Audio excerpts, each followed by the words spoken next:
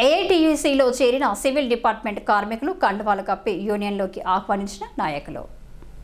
Singareni RG one ఏరియాలోని civil డిపార్ట్మెంట్లో పనిచేస్తున్న పలువురు కార్మికులు సింగరేణి కాలేజ్ వర్కర్స్ యూనియన్ ఏఐటీయూసీలో చేరారు.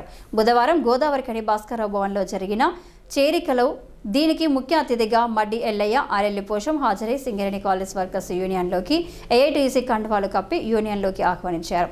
ఈ సందర్భంగా వారు మాట్లాడుతూ సింగరేణిలో ఏఐటీయూసీ యూనియన్ చరిత్ర కలిగిన యూనియన్ అని, ఎంతో మంది నాయకులు తమ జీవితాలను ప్రాణాలను త్యాగం చేసి కార్మికుల హక్కుల సాధన కోసం నిరంతర పోరాటం చేశారని వారు పేర్కొన్నారు.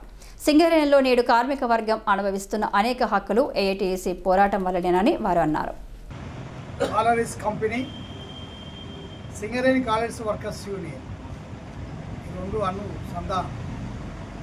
ఈ సింగరేణి సంస్థ ఉన్నది అని అంటే ఇలా సింగరేణి కాలేజ్ వర్కర్స్ యూనియన్ కాపాడుకుంటూ ఈరోజు 100 సంవత్సరాల చరిత్ర గల ఏఐటీసీ యూనియన్ 7 సార్లు ఎన్నికలు జరిగితే 4 సార్లు ఏఐటీసీ గుర్తింపు సంఘంగా ఉన్నది. 2 సార్లు మాత్రం సెంటిమెంట్తో గెలవడం జరిగింది.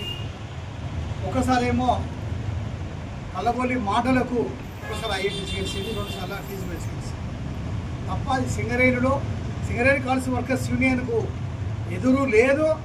కార్మికులు కూడా ఎర్ర జెండా పక్షాన్ని నిలబడి పోరాడుతున్నారు తప్ప వేరే ఉద్దేశం లేదు.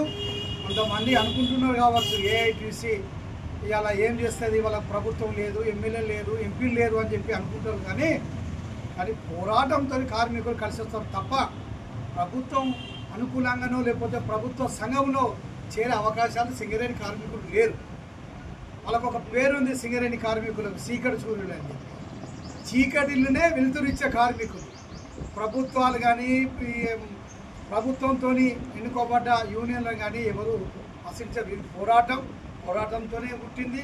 పోరాటాలతోనే కార్మికులు హక్కులు సాధించుకున్నారు. కాబట్టి పోరాటాల వైపే మలుతారు. కార్మికులు చైతన్యవంతమైన కష్టజీవులు, కష్టపడి పనిచేసేవాళ్ళు కమ్యూనిస్టులుగానే ఉంటారు తప్ప ఎర్రజెండా యూనియన్ ఉంటారు తప్ప వేరే యూనియన్ ఉండరు. ఉన్నది నామమాత్రంగానే అని చెప్పి ఈ సందర్భంగా తెలియజేస్తున్నారు. కార్మికులు కూడా ఆలోచిస్తున్నారు. ప్రజలు కూడా ఇవాళ ఎటువైపు ఆలోచిస్తున్నారు అని అంటే ఈ 10 సంవత్సరాలలో తెలంగాణ రావాలని చెప్పి తెలంగాణ వైపు మేము కూడా ఆలోచన చేసి తెలంగాణ రావడానికి కమ్యూనిస్ట్ పార్టీ మొదలు సంతకం పెట్టి దానికి మద్దతు చేసి ఇలా తెలంగాణ వచ్చినాక ఈరోజు 10 సంవత్సరాల కాలంలో అసలు ఏంటిది అనేది ప్రజలు ఇలా చూస్తున్నారు. ఇలా ఎర్ర జెండా కమ్యూనిస్ట్ పార్టీ వైపు ఇలా కార్మికులు కానీ కర్షకులు కానీ ఇలా ప్రజలు ఇలా కమ్యూనిస్ట్ పార్టీ వైపు చూస్తున్నారు. పోరాటం చేసేది వీళ్ళే. ఇలా మామూలు ప్రజల కోసం, హక్కుల కోసం పోరాడేది ఒక కేవలం ఎర్ర జెండా కమ్యూనిస్టులు అని చెప్పి ఈరోజు యావత్ ఇలా తెలంగాణ ప్రజలు చైతన్యవంతులు ఇలా తిరిగి రాస్తున్నారు. చరిత్రను ఖచ్చితంగా రాబోయే కాలంలో కమ్యూనిస్టులు పోరాటాలకు ప్రజలకు పిలుపునిస్తున్నారు. జైలు వరకు అయినా కేసులు పెట్టినైనా పర్లేదు కానీ సాధించే వరకు శ్వాస ఉన్నంత వరకు కమ్యూనిస్ట్ పార్టీ యూనియన్ ఎర్రజెండా యూనియన్ కార్మిక పక్షాన్ని పోరాడుతుందని తెలియజేస్తుంది.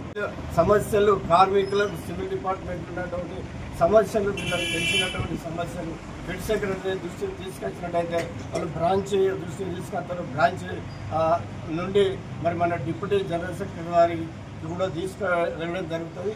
ఈ యొక్క కార్యక్రమం వాళ్ళ యొక్క జైనింగ్ డిప్యూటీ జనరల్ సెక్రటరీ గారి మడ్డెల్లయ్య గారి ఆధ్వర్యంలో జరగడం జరిగింది.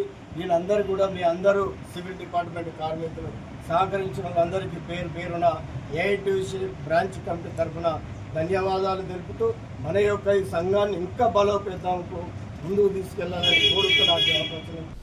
ఏఐటీయూసీ సివిల్ డిపార్ట్మెంట్ కార్యదర్శి దాసరి శ్రీనివాస్ అధ్యక్షతన జరిగిన కార్యక్రమంలో యూనియన్లో చేరిన వారిలో సంధ్యారాణి, మంతెని సతీష్ కుమార్, వేలుపుల రమేష్, అవగాని పద్మలు ఉండగా సివిల్ డిపార్ట్మెంట్ ఏఐటీయూసీ నాయకులు ఆకునూరి శంకరయ్య, బెట్టి వెంకటేశ్వర్లు, అటికేటి రాజు, జరిపోతుల దేవయ్య, మేకల లింగయ్య, తోట మల్లేష్, బొల్లి శ్రీనివాస్, దొడ్డుపల్లి సమ్మయ్య, దొరగన్ల మల్లయ్య, సిపిఐ నాయకులు గౌతమ్ గోవర్ధన్, తాళపల్లి మల్లయ్య తదితరులు పాల్గొన్నారు.